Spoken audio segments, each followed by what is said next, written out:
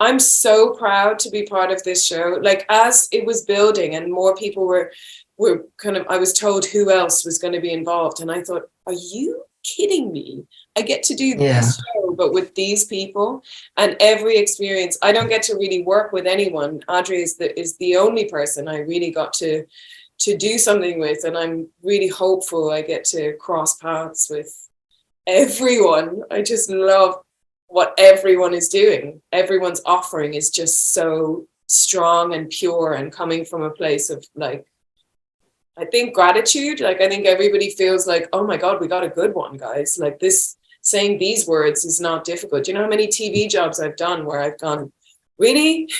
Women don't speak like this. People don't speak like this. We can't.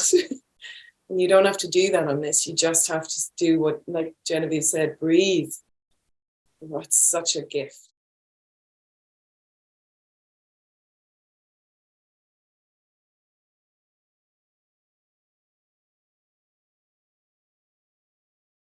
Hi, everyone. Welcome to SAG-AFTRA Foundation's Conversations at Home program. I'm Erik Davis. It is my pleasure to take you to a galaxy far, far away and introduce the stars of Andor: Genevieve O'Reilly, Adria Arjona, Fiona Shaw, and Denise Gough. Welcome. Thank you so much for being here. Thank you for having us. Thanks for having us. You have the ladies of Andor today. Yes, the ladies of Andor. This is going to be an exceptional conversation. And, I just want to begin as a lifelong Star Wars fan myself, who has experienced all of these stories. I believe the best Star Wars comes when a story feels very much like Star Wars, but at the same time is unlike anything we've ever seen from Star Wars. Andor achieves this in remarkable fashion, and it's why I truly believe it to be some of the best Star Wars storytelling we've ever seen. So congratulations to all of you, first and foremost, on delivering some of the best television we have seen this year, and one of my favorite Star Wars stories that I've ever experienced myself. So thank you. Who's your favorite, though? You know what? Everyone is my favorite. And to get us started, I have a question for everyone. And I want to back all the way up and talk about the audition process and what it's like to audition for a Star Wars story, and also how you found out you got the part.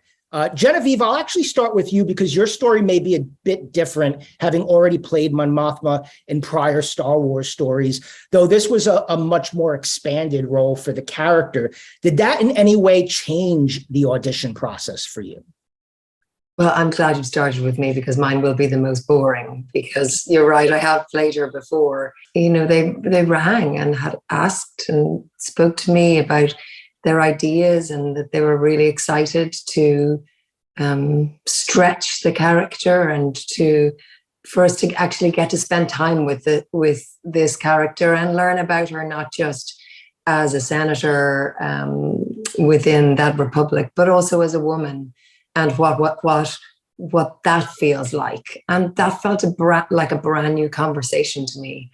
I'd never really had much of an opportunity to even think about what she did in her downtime or what her house looked like or whether she was married. Or so for her, I feel like it's almost in reverse, because you have this iconic figure already existing. And so they had to kind of rewind and stretch her and elasticize her in a way and humanize her, which is, of course, what every actor wants to hear. So I was thrilled to be a part of it. That's awesome. Denise, what about yourself?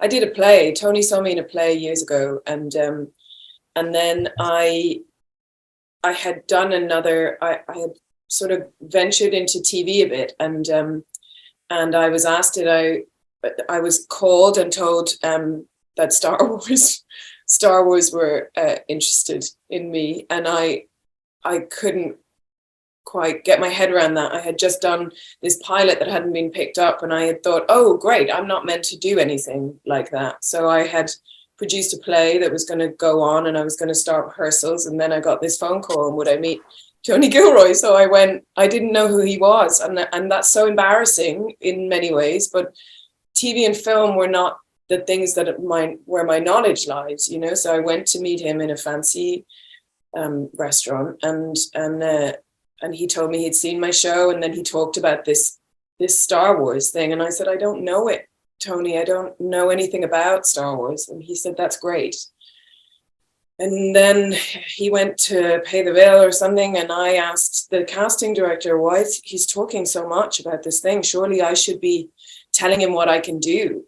Because that's what we do as actors. You roll out your wares, you know, I can do this and I can do this accent. And she said, I think he wants you to do it, Denise. And I thought, oh my God, well, I have to read some of it. So I asked, could I read some? And he let me. And I wasn't in the first 3 episodes, and I started reading them, and I thought, oh my God, this is absolutely beautiful. It's so well written. And so then we had a conversation about what Dedra would be like. And then I had to go on tape for Disney, because Disney didn't know who I am. They hadn't seen that play. And so I read a scene that Tony wrote with Tony.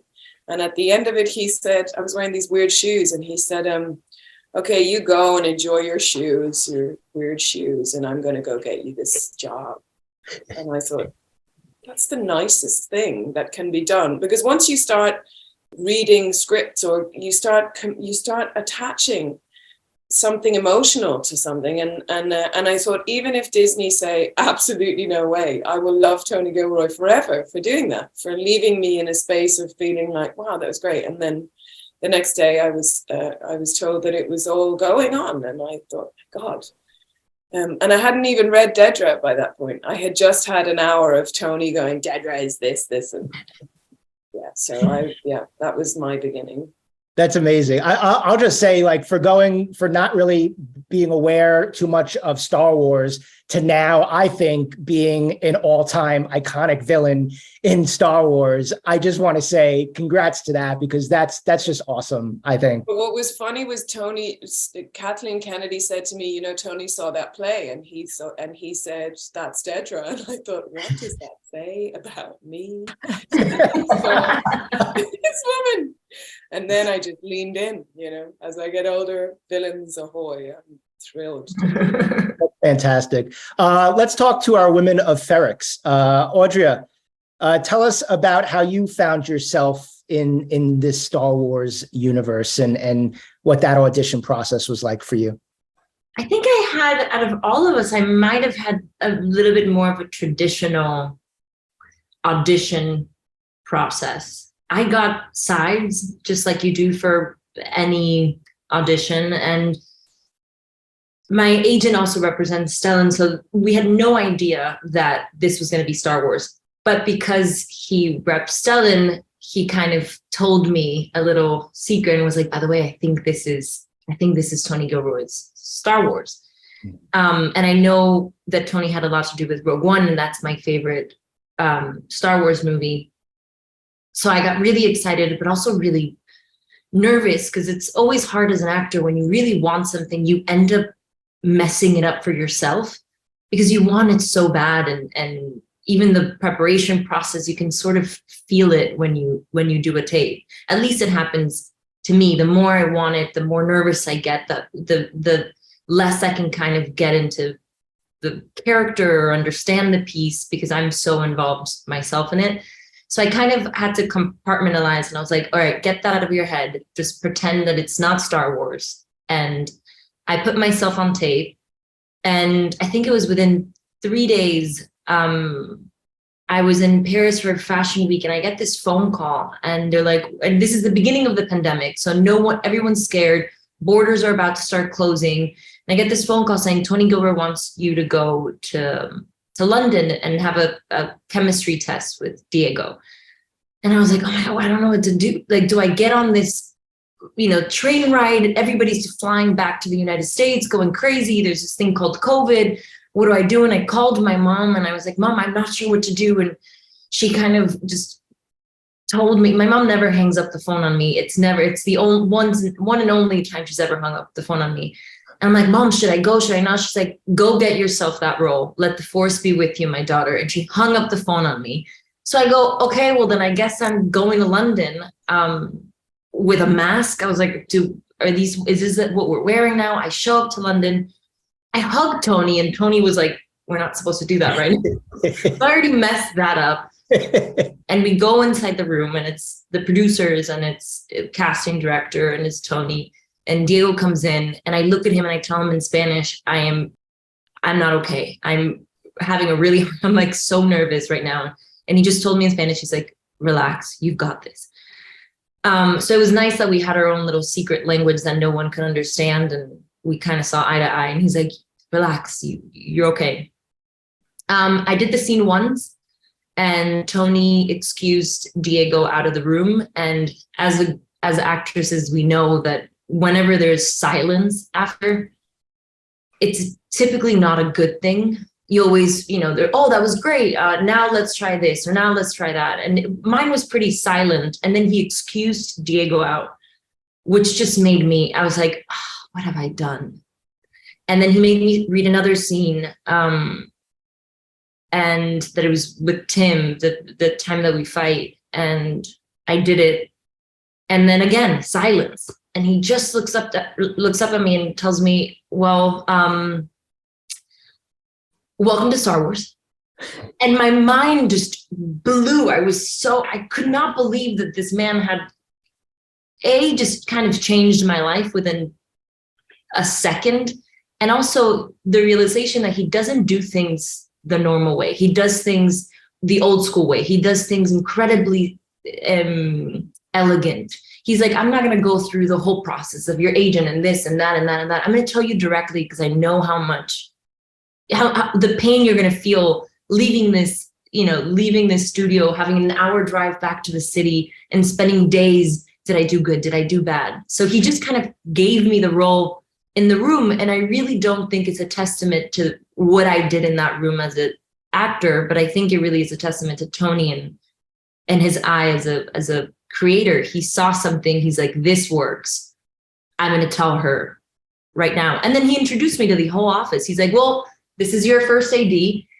Diego, meet your Bix. And all of a sudden I was like, and I kind of made a silly joke. I was like, Tony, I still have to say yes. And he kind of looked at me, he's like, all right, girl. Yeah, right. You're saying yes.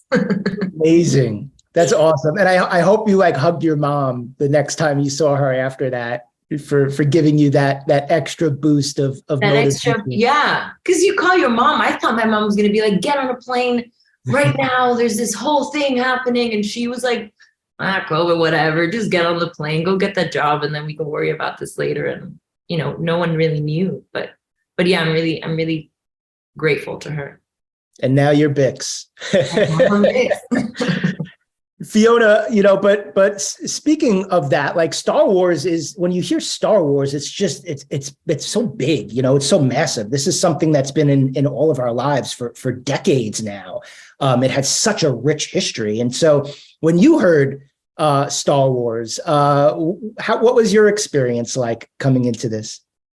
Well, actually, I'm very moved by all these stories, but I was, Tony had a Zoom call with me, and I thought he was sort of saying he wasn't coming to London, but obviously all the others have all met him in London. I didn't meet him in London. And he said, of course, she's 20 years older than you. I thought, oh, damn. Vanity, vanity. I do not want to play old ladies. And they said, but she's also 20 years younger than you. I thought, oh! I was so pleased. So that was a really good, comforting thing. But the Star Wars scale of it, he was very interesting. He said, I've written a theology of the universe. I've never got over that. And he really has. That's why I think people are enjoying it so much. Every single thread, morally, spiritually, and physically, all adds up, doesn't it? So he really has written something very interesting. So I was thrilled to be part of it. But you're right. I saw the first Star Wars movie in 1979 in America. I was just a student, and I went, and I'd never seen a movie out of doors, and I'd never eaten hamburger. And I did both those things at the same time. Oh, wow. And so, what was that like when you heard, you have a real history with Star Wars dating all the way back to when that first movie came out? I mean, what was it like when you heard that they want you in Star Wars? Not just want you, but this is a pivotal role. This is a woman who really starts a rebellion in a lot of ways. And this is such an iconic character now, all of a sudden, in the history of Star Wars. And that's gotta mean a lot to you. Well, everything comes to those who wait, and you may have to wait a very long time. But I'm thrilled to be part of it. And I didn't know how thrilled I was going to be part of it till I was part of it. I mean, we all had a difficult time making it because it was in the pandemic time. So, Diego, I just knew him from his beautiful eyes. Otherwise, we were like this. And then we suddenly do some acting, and then we do this again. But I think subsequently, I'm thrilled. And to have this gorgeous generation of women below my generation thriving in it, it's been great to see that. Yeah, it's been fantastic to watch. Let's dig into kind of character a little bit and discovering these characters. Genevieve, I'll start with you, and I know you touched on this a little bit before, but your experience playing Mon Mothma dates all the way back actually to deleted scenes in 2005's Revenge of the Sith. Clearly, George Lucas knew back then how pivotal of a character she is and could be, and so it's been great to see you get this chance to revisit her in both Rogue One and then in Star Wars Rebels. But Andor has really opened up this space to get to know Mon a lot more. And so I'm curious, how much of that character and backstory had you worked on already? I think you said not much, both with George Lucas and without, that you brought into Andor, and then how much of it was really starting from scratch? And if the latter, where did you start? Yeah, no, I really only came to it with the stuff that you've seen me do on screen before. The rest comes from Tony Gilroy's head. He is such an incredibly rich storyteller, and that's Tony's work, and I can embody it and fill it, and it was very exciting to do because it was the first time that I could feel her as a woman. And the opportunity to navigate that, the opportunity to think about what it is to be an imperial senator, for that to be humanized in a way that felt less Star Wars, the opportunity to play or to embody kind of a lonely woman in the face of rising fascism within an imperial structure, and how caged that is, what that feels like. That's Tony's work that I just had the great fortune of being able to be a part of this, to wrestle with that. But yeah, it's wonderful to get to see her, to see this woman, to get to see her sacrifices, to get to see what how hard fought rebellion actually is, how dangerous rebellion actually is, that it's not just a word, that it is a life choice, and that there are sacrifices and casualties and there's pain and suffering along the way. I think we'll all say it a number of times, but that's in Tony's writing. No, it's brilliant. And your performance of her is brilliant too. And what I want to dive in a little bit more. Denise, I want to come over to you. Dedra, such a nuanced villain, is kind of a first for Star Wars, I think, in that she provides a more humanized look at villains. How did you work with Tony to craft that character? Because we've really never seen anything like her in Star Wars before. Yeah, I mean, at the risk of I can't stop talking about Tony, and I sometimes think, God, if he reads or listens to me talking about him, I just sound like that kid at school who really loves the teacher. But I echo what Genevieve says. Every now and then you get these roles. I get them more in theater because there's a more in-depth writing thing, I guess, that happens in theater, but it can happen, I'm learning, in TV and film. But Tony has written Dedra. I just did what was on the page. We didn't really do that much prep. He told me, I need you to just be director proof, which is heaven to tell me that, because I can find directors quite difficult. So he was my boss. So if there was ever, and that's not, we had brilliant directors on this, so we were also very lucky. But Tony was like, he calls Disney the Vatican, and I sort of call Tony the Vatican. I know if I have an issue with something, or there was one line that I had a problem with because Dedra says, have at it, which is not an English, you wouldn't say that in an English accent. It doesn't sound right. And so I rang him and I said, this sounds a bit weird. Can I say, let's get on with it? He said, great, that's great. That's the only thing that I needed to, it was really clear to me what she was from the beginning. But the help that I got help from Ben Karen, because I'm a talker and I do a lot of this kind of acting. And I was put in my trench coat on my first day, and I had my belt and everything, and I couldn't stop messing with it. I had, guns, and I was all doing this. And he said, it's very swishy, darling. Just get rid of the swish. And I was like, oh, that's brilliant. He said, try it with your hands behind your back. And suddenly I had this moment of Dedra doesn't show anything. It all just happens in these tiny little movements. She's completely rigid in her movement. And so it was built, the physicality of it was built with Ben Karen, who I'm really grateful to. But all the other stuff, it's all there in the script. And so I didn't really have to do very much except, what was on the page. But I just want to tell it, I'm aware that I talk a lot, but I do want to tell a little story about what it means to me to be in this show along with everything else. But I feel Fiona is kind of an omen. You're sort of a good luck charm for me, Fiona, because when I was before I got into drama school, before I was broke, I was a kid living in London, and I saw you in the street, and I went up to you, you were walking your dog, and I said, I want to be an actress. And Fiona was very kind to me and gave me lots of encouragement, and I went on my way. And then 3 years later, I had gotten a scholarship to drama school, and the first lead that I played was a play called Mackinaw, and they handed me the book, and Fiona Shaw's face was on the cover of the book.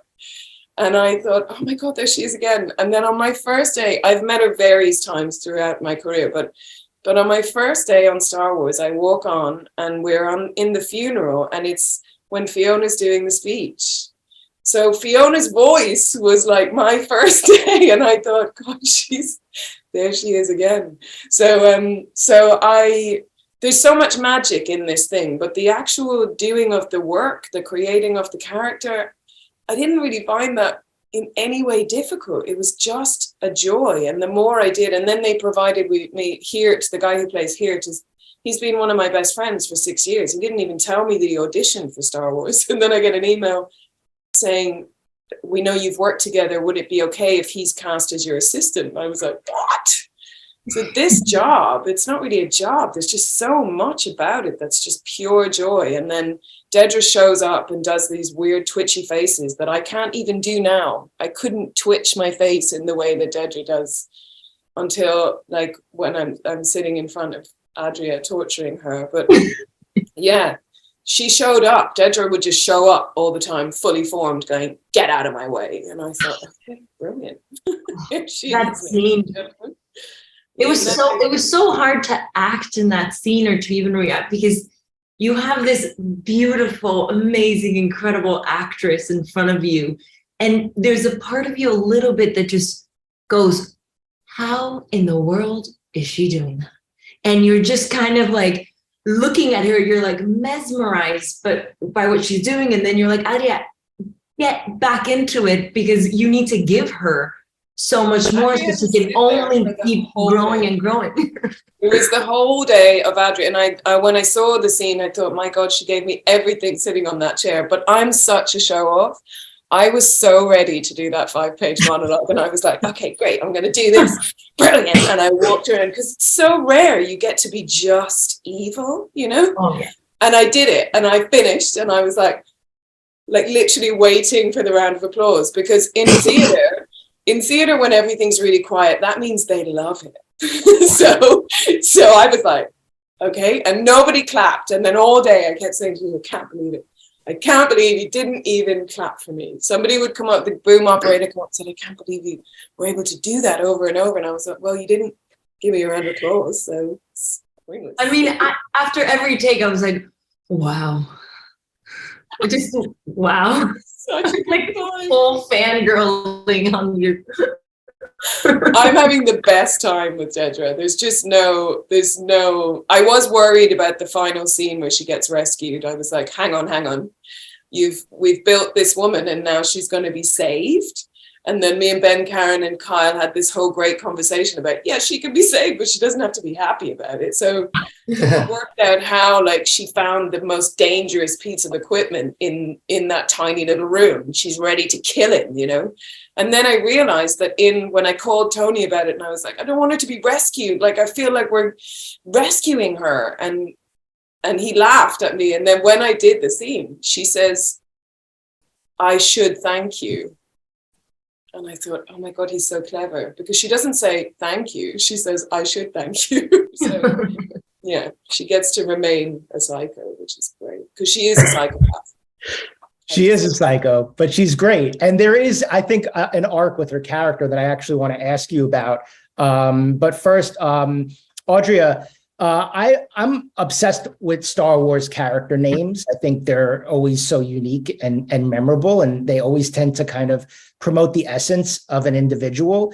I personally think Bix Colleen is like an all-time great Star Wars character name.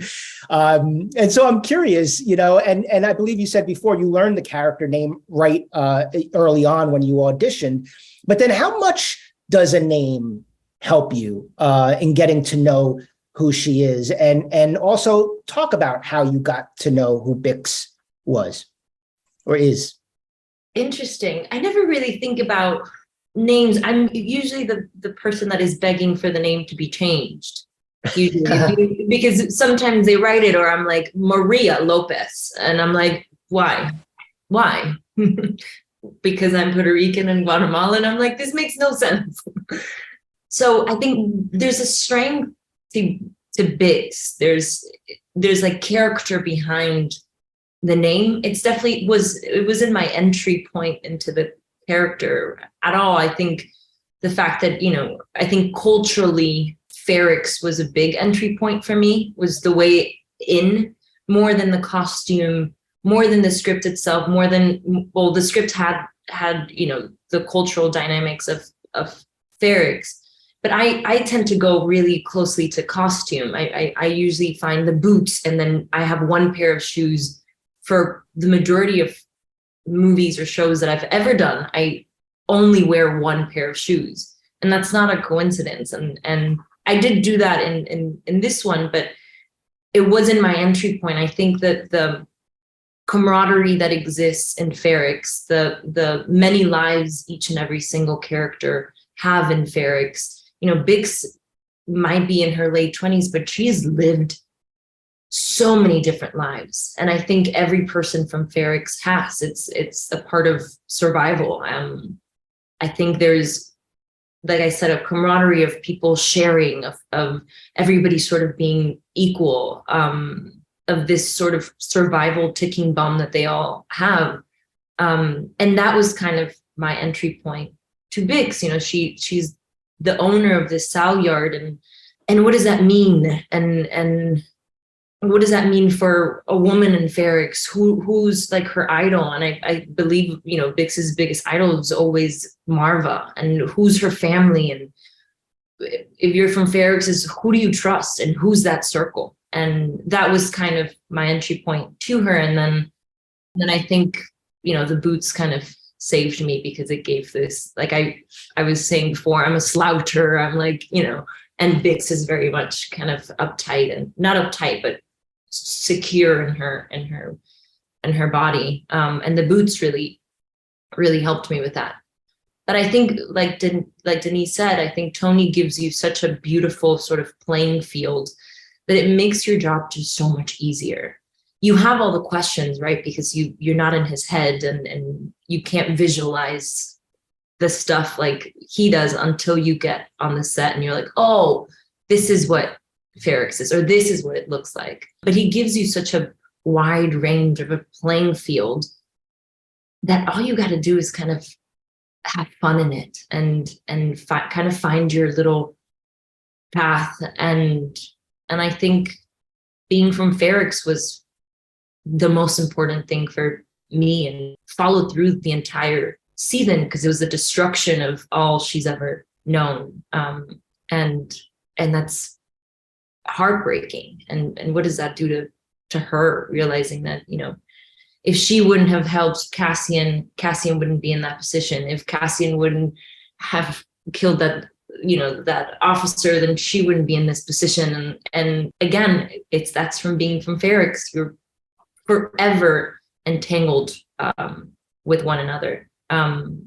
So that's kind of the journey that Big sort of goes on. And that was my entry point, just the culture of Ferrix. That's awesome. And Fiona, to spin off of that too, I had a similar question for you about the Daughters of Ferrix, the culture of Ferrix. It did feel so lived in, quite soulful. It's unlike really any other community we've seen in a Star Wars story. And, from your perspective in getting to know your character, but also how did the cast come together and build that sense of community, that sense of devotion to one another? Because you really feel a connection between everyone in Ferrix as an audience member. Yeah, I kept on thinking of Ferrix as Detroit in my mind, a kind of a car factory town where people really were practical. So they're not full of any bull, they just get on with what they were doing. And I thought that was very refreshing. There was no high aspiration. The Empire people are all very highfalutin, but we the people in Ferrix. So really, I really liked Ferrix. And like Audrey said, I mean, the set design is breathtaking. And the costume, everybody was so wonderful. I have a jumpsuit, a green jumpsuit that none of you will ever see me wearing because I wear it privately gardening. But I was telling them about it in the costume, so I brought it in. And my outfit in Star Wars was based on my jumpsuit from the garden. So there was a fantastic, organic, down-to-earth feeling about absolutely every detail. But in relation to the souls of the character, I think it's what everybody says about Tony, but that the love that people could feel for a community is something that has begun to be really absent in London. And so it was fantastic to play what we almost remembered that big cities could be like. I mean, there are cities. New York, I think, still has a bit of that. People feel very connected to New York, probably in Detroit, or, but so it was... I thought it was there was lots of nostalgic inspirations about things that were going missing from our world that were still in that world. So I enjoyed swimming around in that. Fiona, there's always like a moment too, I imagine, when you're doing Star Wars where you're on set and you take a beat and you look around and it kind of hits you like, I'm in Star Wars. Was there a moment like that for you that you had? Yeah, I mean, I had a droid. I mean, I didn't ever expect in my life that I'd be acting with a droid. So that already gives you a kind of a boost. And now I feel it's only about 20 years off if Elon Musk has his sense, if any sense, we'll all have these droids around us. And I really enjoyed that. But also out on the set is looking at those buildings that were built so beautifully. And I lived in a house built out of bits of spaceships. I mean, I can't even conceive of a spaceship. I didn't know what size a spaceship. I said to them, I said, how big is a spaceship? Is it bigger than a taxi? Because people were always escaping in little spaceships. He said, well, they can be different sizes. Of course they can. I didn't know people were on a spaceship.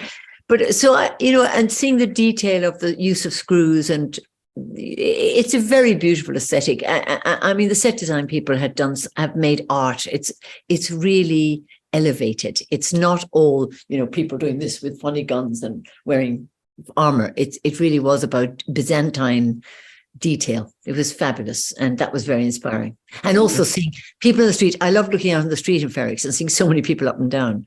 Of course, I didn't have to be present for the sad ending. I wasn't there for that. I did that on my own, but there were lots of people there in my mind. Honestly, it's incredible, Denise, too, that was your first day. Is that finale, because it just felt like you were already so lived in with that character at that point. So that's exceptional. Yeah. So go on, Fiona. No, I was going to say that, and that, just to go back to what you said earlier, I learned that speech running during this pandemic, and I went recently down to the same route that I'd been running. I've stopped running now, I can't be bothered, but I was running, and I learned it day in, day out, going down that. So that speech is very much a bit of Canterbury Road, and going down into Allman Road is completely that speech forever in my heart. Oh, I just loved it. And the thing about it is too, is that it's not just, yes, it was my first day and we were playing the final scene, and Kyle and I, it was our first scene together, was him dragging me, pulling me out and saving me. But there were so many other beautiful things that happen when you're on a set like that too. And one of my favorite moments is there's a huge stunt team. They are so incredible. They're like superheroes. So stunt people they're like actors, but with superpowers. So, and I'm obsessed with them. I would love to be a stunt person, but there's something really beautiful that happens before a stunt will happen on a set like that, because there's lots of stones on the ground and everything. And suddenly half the costumed people who are stunt people are bending down, picking up the sharp stones so that nobody gets hurt. Had this moment of like, oh, look at how they take care of everybody's so taken care of. And then that set too, we just spent time walking around, going into there was a pub and like a pool table and just everything. It was just mind-blowing. So that being, to me, I didn't really think about, oh, this is the last scene. I was just like, oh my God, the playground, look at our playground. I don't really, I try not to attach any fear to doing things out of order, or you just go for the thing in the moment that you go for it. And when I saw it, I was really struck by, I was like, fucking hell, that Dedra's really scared. And I thought, yeah, of course. But because I'd watched the episodes before it, I thought she's so rigid and held. But in that moment, she was just, oh, Jesus. And in that moment, acting, I was acting with Kyle and we had done the whole stunt, and I'd been dragged across the floor. And yeah, it's sort of not acting in a way. It's like you let the thing happen. I just kept letting the thing happen all the time and going, just get out of the way. Get out of the way as much as possible and think of all the work that has gone into, like, everyone's making their offering on the set. Everyone. There's so many people work on a set. My death troopers, like, one of them was a musical theatre actor who had to keep being told by the SAS guys that he had to run. He had to run in a more like army type way. The SAS guy was convinced my character was called Dedra, so I was Dedra on that set. Everybody out of the way, Dedra's coming in there, so Dedra's coming in and you've got to show Dedra. And I just sat back and thought, this is the best thing ever. Dedra is like an Irish, That's awesome. Such an Irish name. I think he just thought because I was actually Irish, somehow anyway, it was an easy thing to do because the world was just built around us. I mean, it's the easiest job I've ever done, really, on screen. Genevieve, speaking of the sets and Ferrix, but Mon had some really awesome sets too. They were either extravagant or, as in Luthen's shop, full of amazing trinkets. How much did the sets that you were on help inform the world that you were performing inside? I think, first of all, I have to say I'm so jealous I never got to go to Ferrix. I'm so jealous. I want to, in my dreams, I've run around those streets. They're so beautiful. But no, it's just, that's about our designer, Luke Hull, and how extraordinary he is. The worlds he created, the detail, the aesthetic, the design of those worlds was just inhabitable. It was just everything to just be able to breathe it in. And Mon Mothma obviously lives in an antithetical aesthetic than Ferrix. But I remember the first time I walked into her residence apartment. It's on a big soundstage in Pinewood, and like everybody was saying, we're all masked up, we're all in cloaks with hoods, and I had had the most extraordinary time working with Michael Wilkinson and our costume people to create something for Mon Mothma that was so different to anything that we'd seen before. And that was just a relationship that I could only have ever longed for as an actor. It was so beautifully collaborative. They were so interested in detail and feel and texture. And so by the time I walked onto the set, I already knew that of her. I could carry that in my body because I had been through so many costume sessions. But the very first day I went onto that set, it was a rehearsal. So we were there in our jeans, our ripped jeans and our hoodies and whatever, and our masks. And I walked into the sound stage, and of course, everything is just wooden structure from behind. And then we turned around the corner, and it was literally gobsmacking. I could not fathom the detail of that set, the beauty, the thought behind everything. And you know, when I watched the piece, and everybody's sets, I would go, oh, that's like in that set that I did. I could see these, the correlation between the lines that the designer had used in everything that had to do with empire, so that the beautiful seamlessness of the design, and what the gift that gives you as an actor, of course, is that you get to walk in and breathe. You get to breathe in a space, and the space, you get to affect the space as much as the space affects you, and you get to be. And it's the least work imaginable, because you just get to be there. And whether that's, you know, Coruscant or Ferrix, it's the same magic. Mm-hmm. Mm. You know, as we begin to wrap up, Audrey, I was curious, as you look back on this experience, what are you most proud of? Honestly, so many things. I'm the proudest of being a part of such a special show. I'm the proudest of being in the company of these beautiful, talented women. I'm the proudest that we told this story, and I'm the most grateful that people are watching, and that people have enjoyed, you know, what Tony envisioned and what we all collectively created. I'm just really proud of the show. I'm really proud to play Bix. I'm proud of Diego. I think Diego is a fearless leader, and to imagine 10 months of production, of a really grueling schedule, of a character that goes through every single turn you can possibly imagine, and to show up on set every day with questions, with curiosity, with a smile on his face. It's just, he's just magical. I mean, I don't understand how he does it. So I'm incredibly proud of him, of Tony, and I'm just really proud to be a part of this. Yeah. I honestly could keep going on for a long time. And I would say, may the force be with you, but Dedra is here with us. But I want to thank you so much. Her hair. I never get to flip my hair. I just want to say one. I had Michael Wilkinson is the best costume designer I've ever worked with, but I have one costume.